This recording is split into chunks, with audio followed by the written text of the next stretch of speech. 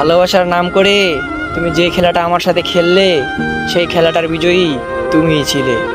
একটু ভালোবাসার লোভ দেখিয়ে আমার নির্মম মনটা যেভাবে ভেঙে চুরমার করে দিলে সেই মন ঘিরে শুধু তুমিই ছিলে।